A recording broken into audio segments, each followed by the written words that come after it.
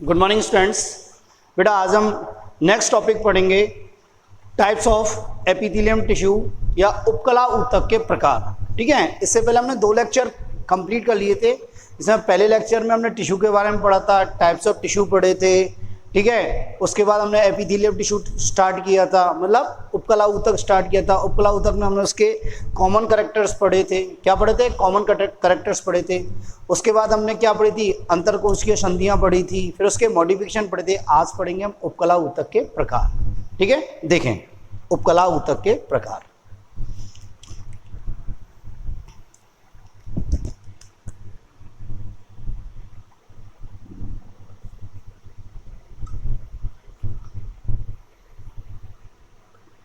Types of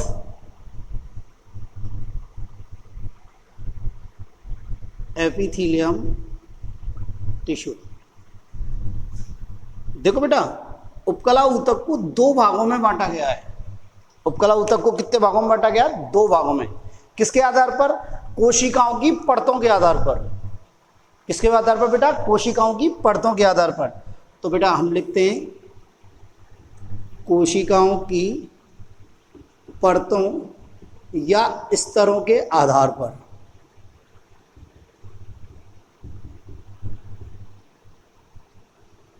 कितने भागों में बताया? 2 भागों में।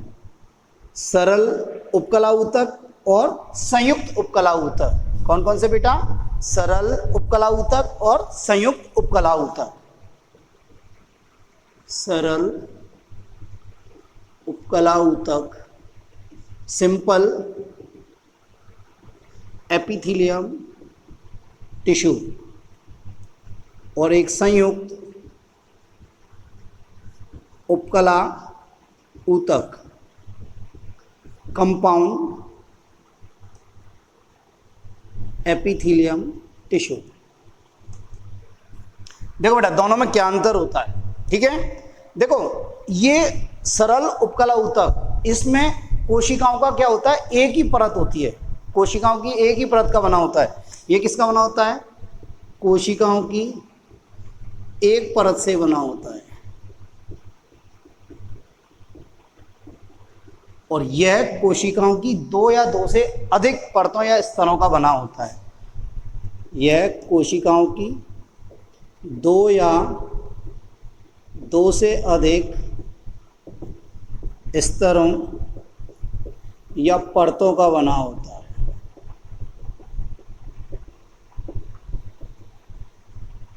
ठीक है, नेक्स्ट देखो, ये सरल उपकला ऊतक ये क्या करता है बेटा? देहगुआ, वाहिकाओं और नलिकाओं को आश्रित करता है।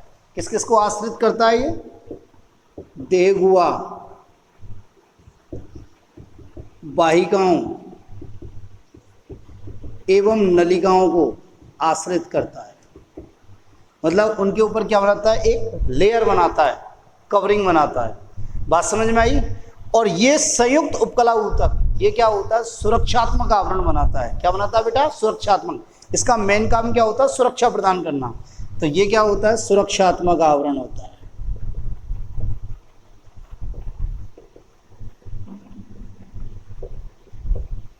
जैसे त्वचा पर पाया जाता है। किस पर पाया जाता है बेटा? त्वचा पर। मेरी बात समझ में आई? तो कोशिका की परतों के आधार पर उपकला ऊतक 2 प्रकार का होता है, सरल उपकला ऊतक और संयुक्त उपकला ऊतक। सरल उपकला ऊतक में क्या होता है? कोशिकाओं की एक ही परत होती है। और संयुक्त उपकला ऊतक में, कंपाउंड एपिथेलियम टिश्यू में क्या होती है?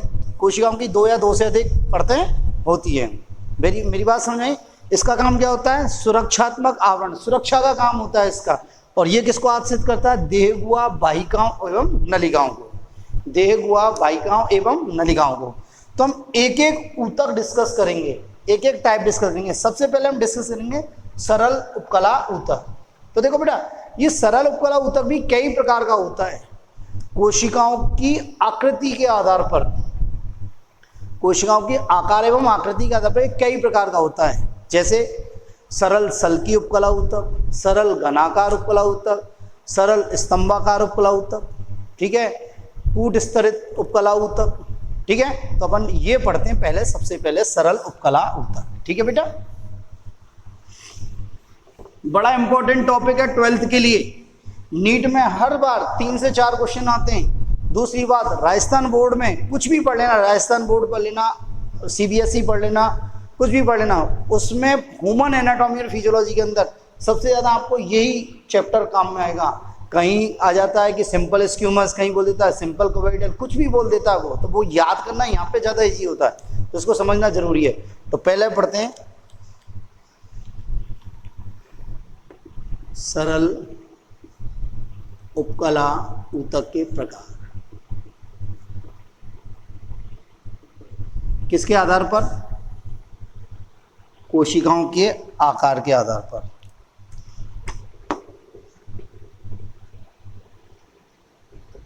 आकार एवं आकृति के आधार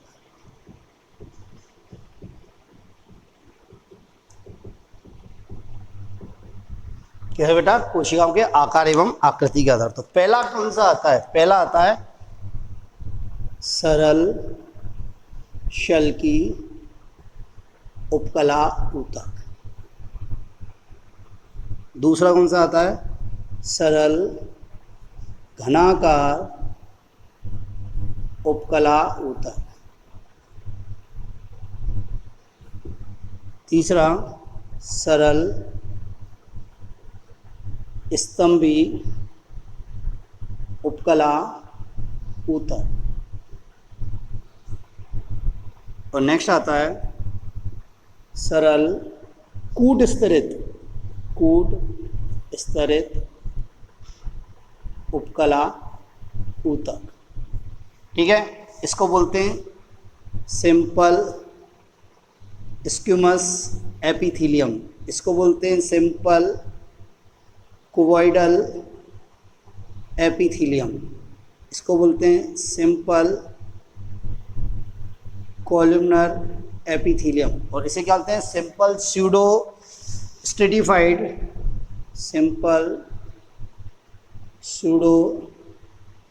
स्ट्रेटिफाइड एपिथेलियम।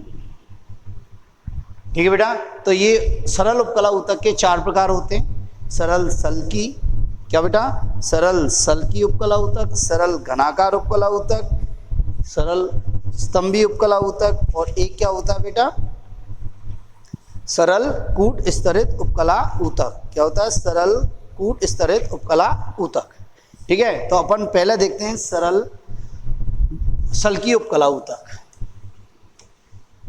देखें बेटा, ये चारों डिटेल में पढ़ने पड़ेंगे हमको। देखो, एक ही स्तर का बना होता है। कोशिकाओं का कितना स्तर होता है? एक।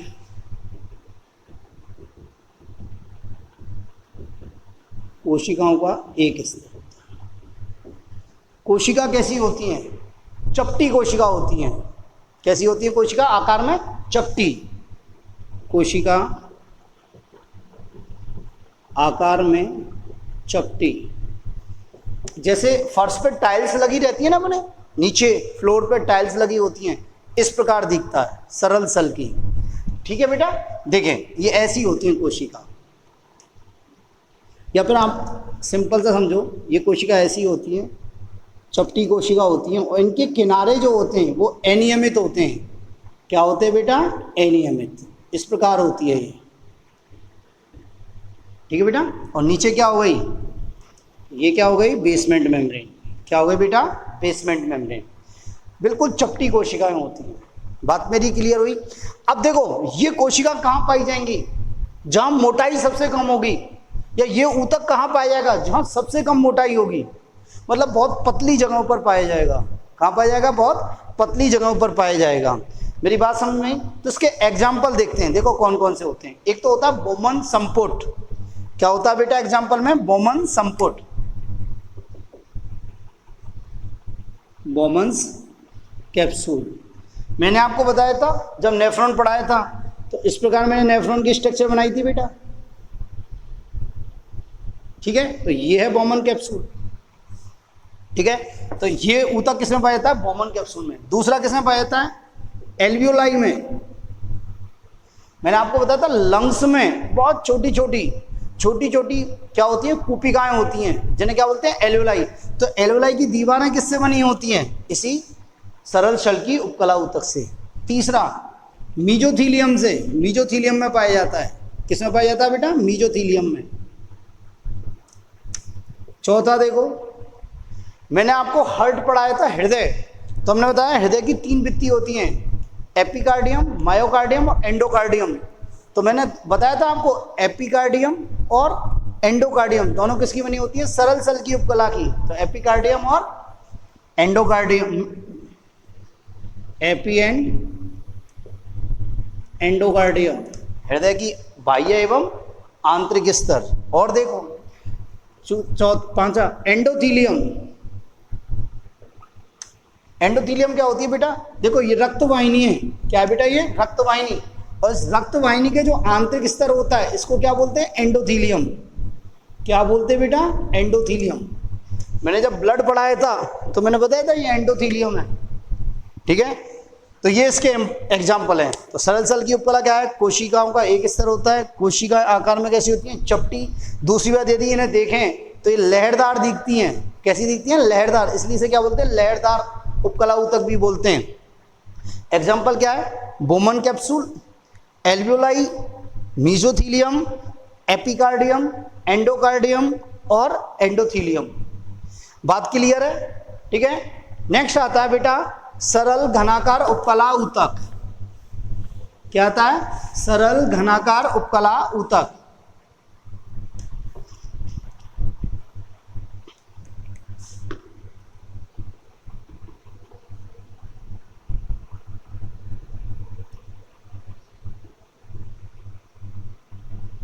सिंपल कोवॉइडल,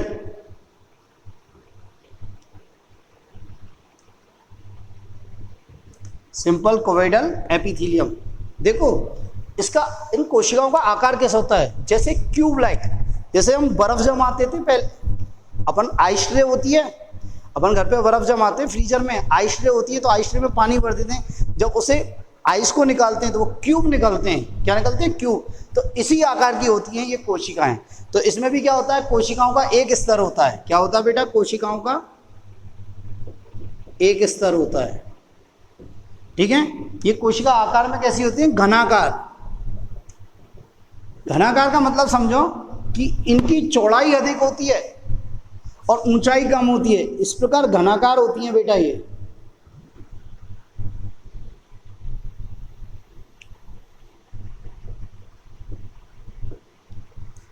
कैसी होती है? चौड़ाई तो क्या होती है? अधिक, और ऊंचाई क्या होती है? कम। और जब चौड़ाई कम हो जाती है और ऊंचाई ज्यादा हो जाती है तो वो कैसी हो जाती है? स्तंभाकार। कैसी हो जाती है बेटा? स्तंभाकार। तो ये क्या है? एक ही स्तर का अंतर, कोशिका कैसी होती है? घनाकार। दूसरी बात, इसको जनन उपकला भी कहते हैं बेटा, जर्मिनल एपिथेलियम। समझो इसको जनन उपकला क्यों कहते हैं? क्या होता है बेटा? इस स्तर की कोशिकाएं विभाजित होकर, इस स्तर की कोशिकाएं विभाजित होकर क्या बनाती है? जनन कोशिकाएं। क्या बनाती है बेटा? जनन कोशिकाएं। विभाजित होकर क्या बनाती है? ये जनन कोशिकाएं। ठीक है। और जनन कोशिका किसमें पाई जाती है? वृषण में और अंडाशय में। किसमें पाई जाती है? वृषण में एवं अंडाशय में। वृषण और अंडाशय क्या है? वृषण नर में प्राथमिक जनन अंग है और अंडाशय मादा में प्राथमिक जनन अंग है। प्राथमिक जनन अंग क्यों बोला? क्योंकि इनमें किसका निर्माण होता है? युग्मकों का। किसका? युग्मकों का। और युग्मकों का निर्माण कौन करती है? जनन कोशिका। इसलिए इसे क्या बोलते हैं? जनन उपकला। क्या बोलते हैं बेटा? जनन उपकला। और देखो ये कहाँ मिलती है? देखो बेटा ये कहाँ मिलती है? एक थायराइड ग्रंथि की वेसिकल में मिलती है। थायराइड ग्रंथि की किसमें मिलती है? वेसिकल में। तो वेसिकल ऑफ थायराइड ग्लैंड। क्या मिलती है बेटा? ये vesicle of thyroid gland, thyroid ग्रंथि की पुट्टिका में, थायराइड ग्रंथि की पुट्टिका में। और कहाँ मिलती है? देखो एसिनाई ऑफ पेनक्रियाज।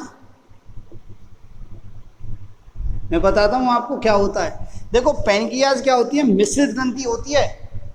पेनक्रियाज क्या होती है बेटा? मिश्रित ग्रंथि। मतलब इसका एंडोक्राइन भाग भी होता है और एक्सोक्राइन भाग भी होता है। मतलब अंतःस्रावी भाग भी होता है और बहिस्रावी भाग होता है। जो इसका 1% भाग तो क्या होता है? अंतःस्रावी। कैसा होता है बेटा, अंतःस्रावी। और 99% भाग कैसा होता है, बहिःस्रावी। तो इस बहिःस्रावी भाग होता है ना, इसको क्या बोलते हैं, एसिनाई। इस बहिःस्रावी वाले भाग को क्या बोलते हैं बेटा, एसिनाई। तो ये क्या पाई जाती है, एसिनाई में पाई जाती है। और किस में पाई जाती है, पसीना ग्रंथि, स्वेट ग्लैंड, पसीना ग्रंथि में। किसमें बेटा, पसीना ग्रंथि में। और सुनो, मैंने आपको किडनी पढ़ाई थी बहुत अच्छे से, और किडनी की क्रियात्मक एवं संरचनात्मक इकाई पढ़ाई थी क्या, नेफ्रॉन। क्या पढ़ाई थी, नेफ्रॉन। देखो मैंने क्या पढ़ाया था, उसमें याद करने की कोशिश करना, बड़ा इजी सा है याद करना। इस प्रकार हमने एक नेफ्रॉन बनाया था।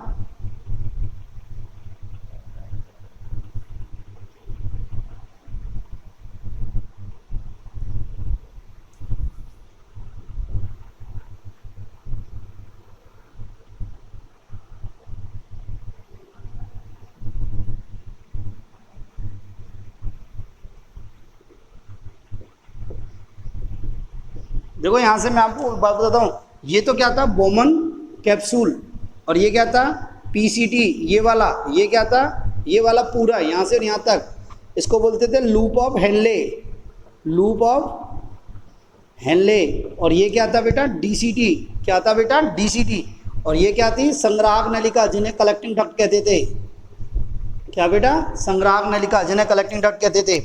अब सुनो मेरी बात, ये सिंपल क्वेडल एपिथेलियम, मैक्सिमम पार्ट इसका सिंपल क्वेडल एपिथेलियम का बना होता है, सिर्फ दो चीजों को छोड़ के। एक तो बोमन संपुट, क्या बेटा, बोमन संपुट, और एक ये जो लूप ऑफ हेनले का पतला सिरा है, हेनले के लूप का पतला सिरा, पतला भाग, ये किसका बना होता है, सरल सल्की का। किसका बना होता है बेटा, सरल सल्की का। बाकी पूरा, ये पूरा देखो, चाहे पीसीटी लो, चाहे डीसीटी लो, चाहे संग्राहक नलिका लो, कलेक्टिंग डक्ट लो, और चाहे लूप ऑफ हेनले का मोटा भाग लो, हेनले के लूप का मोटा भाग, ये सब किसके बना होता है, घनाकार उपकला से। किससे बना होता है, सरल घनाकार उपकला से। किससे बना होता है, सरल घनाकार उपकला से। तो मेरी बात याद हुई या नहीं हुई, सरल सल्की उपकला से आपको पता ही लग गया। ये हो गया नेफ्रॉन की में, और बाकी पीसीटी, डीसीटी, कलेक्टिंग डक्ट मतलब संग्राहक नलिका, और लूप ऑफ हेनले का मोटा भाग, ये किससे बना होता है, सरल घनाकार उपकला से। किससे बना होता है, सरल घनाकार उपकला से। और सुनो बेटा, इंपॉर्टेंट देखो, इस सरल घनाकार उपकला की जो कोशिकाएं होती हैं, इसकी जो ऊपरी सतह होती है, उस पर क्या पाए जाते हैं, दो प्रकार के मॉडिफिकेशन, दो तरह के रूपांतरण पाए जाते हैं। एक तौर पे क्या बोलते हैं, छोटे छोटे फिंगर लाइक, उंगलियों के लाइक वो प्रवर्त पाए जाते हैं, जिन्हें क्या कहते हैं, सूक्ष्मांकुर। क्या बोलते हैं, सूक्ष्मांकुर या ब्रश बॉर्डर। और एक पाए जाते हैं बड़े बड़े, जिनको क्या बोलते हैं, सीलिया। क्या बोलते हैं बेटा, सीलिया। तो देखो बेटा, सीलिया कहाँ पाए जाते हैं, सुने यहाँ पे, सीलिया कहाँ पाए जाते हैं, सीलिया। देखो बेटा, सीलिया पाए जाते हैं इस लूप ऑफ हेनले की नेक में। कहाँ पाए जाते हैं, या फिर ये बोलो आप, छोड़ो सॉरी, ये बोलो किस नेफ्रॉन की नेक में। तो सीलिया कहाँ पाए जाते हैं, इसमें मॉडिफिकेशन देखे जाए, सीलिया, सीलिया कहाँ पाए जाते हैं बेटा, सुनो, नेफ्रॉन की गर्दन में, ये नेफ्रॉन की गर्दन में, यहां सीलिया पाए जाते हैं। और कहां पाए जाते हैं, संग्राहक नलिका पर। किस पर बेटा, संग्राहक नलिका पर, सीलिया। और यदि बात करें किसकी, सूक्ष्मांकुर की, तो सूक्ष्मांकुर का मेन काम क्या होता है, अवशोषण, और मैक्सिमम अवशोषण कहाँ होता है, पीसीटी पे। तो यहाँ क्या पाए जाते हैं बेटा, सूक्ष्मांकुर।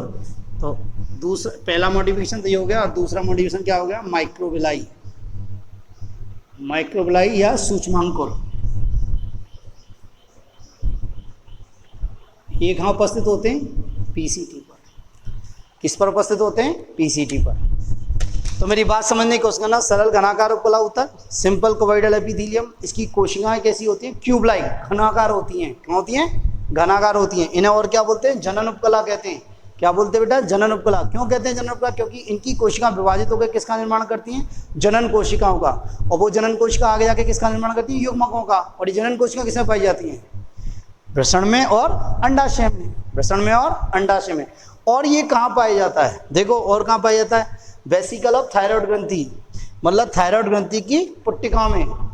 और कहाँ पाया जाता है? एसिनाई ऑफ पेनक्रियाज, अग्नाशय की एसिनाई भाग में। और कहाँ पाया जाता है? पसीना ग्रंथि में। कहाँ पाया जाता है बेटा? पसीना ग्रंथि पे। और कहाँ पाया जाता है? देखो, मैक्सिमम पार्ट नेफ्रॉन का किसका बना होता है? सिंपल क्यूबोइडल एपिथेलियम का। पीसीटी, डीसीटी, लूप ऑफ हेल्ले का मोटा भाग और कलेक्टिंग डक्ट, संग्राहक नलिका, ये किसके होते हैं? सरल घनाकार उपकला ऊतक की। और ये दो जो भाग रह गए, कौन से? बोमन संपुट और पतला भाग लूप ऑफ हेल्ले का, ये किसका होता है? सरल सल की उपकला का। ठीक है। इस घनाकार कोशिका में दो मॉडिफिकेशन होते हैं बेटा। क्या होता है? इसकी जो ऊपर की सतह होती है उसमें दो प्रकार के प्रवर्ध पाए जाते हैं, छोटे वाले और बड़े वाले। छोटे वालों को क्या बोलते हैं? सूक्ष्मांकुर। और बड़े वालों को क्या बोलते हैं? सीलिया। तो सीलिया जो पाए जाते हैं वो कहाँ पाए जाते हैं? इस नेफ्रॉन की नेक पर, नेफ्रॉन की गर्दन पर। और कहाँ पाए जाते हैं? संग्राहक नलिका पे। जो क्या करते हैं? जो फिल्ट्रेट आता है उसको आगे बढ़ाते हैं, जो क्षनित आता है उसको आगे बढ़ाते हैं। बात समझ में आई? दूसरा, छोटे वाले माइक्रोब्लाई सूक्ष्मांकुर जो क्या करते हैं? अवशोषण कराते हैं। वो कहाँ पाए जाते हैं? पीसीटी पर। कहाँ पाए जाते हैं मेरे बच्चों? पीसीटी पर। मेरी बात यहाँ तक क्लियर है? नेक्स्ट आता है सरल स्तंभाकार उपकला ऊतक।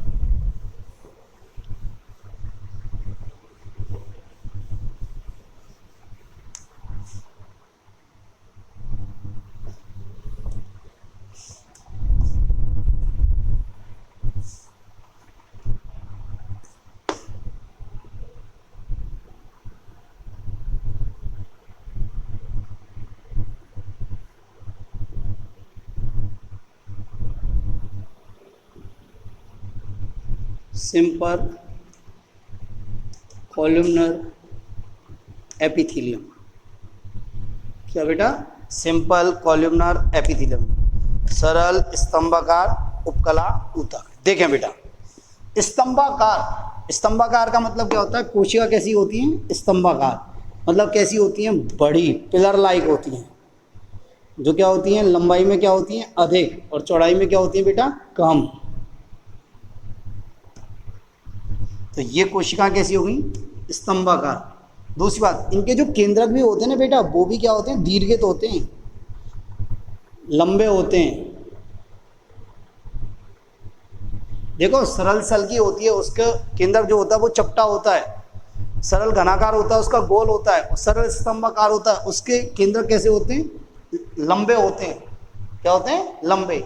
जैसे ये गोल है, अब इसको ऐसे कर देता, ये हो गया दीर्घित कहते हैं इसे। क्या बोलते हैं? दीर्घित। ठीक है। ये भी एक स्तर की बनी होती है। यहाँ पे ये क्या है? Basement membrane. क्या है बेटा? Basement membrane. मेरी बात समझ में आई? दूसरी बात देखो, इसका बेस्ट एग्जांपल देखो, इसमें मॉडिफिकेशन बहुत है, इसमें रूपांतरण बहुत है। तो पहले अपन इसका एग्जांपल देखेंगे। ये किसमें पाई जाती है? एक तो पाई जाती है गाल ब्लैडर में, पित्ताशय में। किसमें पाई जाती है बेटा? पित्ताशय में। और किसमें पाई जाती है? लीवर में, यकृत में। किसमें पाई जाती है बेटा? यकृत में। बात मेरी समझ में आई? अब मेरी बात सुनो, आपको यहां तक याद हो गया, ठीक है। मैं मॉडिफिकेशन पढ़ाता हूं, वो भी याद हो जाए तो ज्यादा अच्छा है। ठीक है। क्या मॉडिफिकेशन पढ़ा रहा हूं, वो भी यदि याद हो जाए तो ज्यादा अच्छा है। तो देखो इसके मॉडिफिकेशन क्या है, इसके रूपांतरण यहां लिख देता हूं मैं। रूपांतरण, इसके रूपांतरण।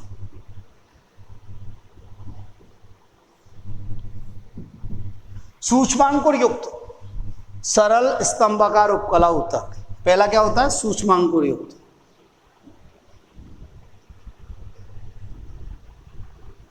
मतलब इन कोशिकाओं की सतह पर, ऊपरी सतह पर छोटे छोटे प्रवर्ध बन जाते हैं, जिन्हें क्या बोलते हैं? सूक्ष्मांकुर। क्या बोलते हैं? सूक्ष्मांकुर। और उनका मुख्य काम क्या होता है? अवशोषण। तो इसका एग्जाम्पल क्या है बेटा? Gall bladder.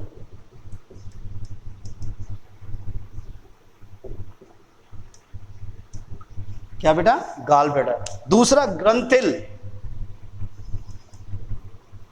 ग्रंथिल सरल स्तंभाकार उपकला ऊतक। क्या बेटा? ग्रंथिल सरल स्तंभाकार उपकला ऊतक। इसका एग्जाम्पल क्या है? देखो, इसका एग्जाम्पल ये है कोलोन, रेक्टम और एब्डोमन। कोलोन, रेक्टम मीन्स मलाशय, और क्या है आमाशय, एब्डोमन आमाशय। क्या बेटा आमाशय। मैंने से कैसे याद कर रखा है, कार से, CAR car, colon, abdomen, rectum. ठीक है। तीसरा क्या होता है, तीसरा होता है ग्रंथिल, सूक्ष्मांकुर। क्या बेटा ये दोनों होते हैं, मतलब सूक्ष्मांकुर भी होते हैं, ग्रंथिल होते हैं, तो उसे क्या बोलेंगे, सूक्ष्मांकुर युक्त ग्रंथिल सरल स्तंभाकार उपकला ऊतक, दोनों होते हैं, तो उसे क्या बोलेंगे, सूक्ष्मांकुर एवं ग्रंथिल, सूक्ष्मांकुर एवं ग्रंथिल सरल स्तंभाकार उपकला ऊतक। इसका एग्जाम्पल क्या है बेटा, देखो इसका एग्जाम्पल क्या है, एक तो ड्यूडेनम, क्या बेटा गृहिणी, क्या बेटा गृहिणी, और क्या जेजुनम,